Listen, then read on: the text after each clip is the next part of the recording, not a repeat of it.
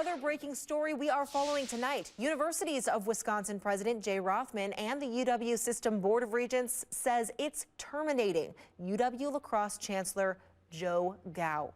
Here's a current photo of Gow. We first told you about this special meeting earlier today. A statement was released by Jay Rothman that reads, quote, "Upon my recommendation, the UW Board of Regents today terminated Dr. Joe Gow from his position as Chancellor of UW-La Crosse effective immediately.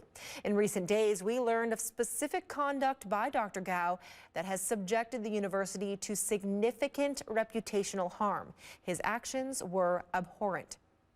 Now, we don't know the nature of what Gow is accused of. According to the release, he is a tenured faculty member. He will be replaced on administrative leave as he transitions into that faculty role in the school. But Rothman notes he has asked the tenured status to be reviewed. The university has named Betsy Morgan as the interim chancellor.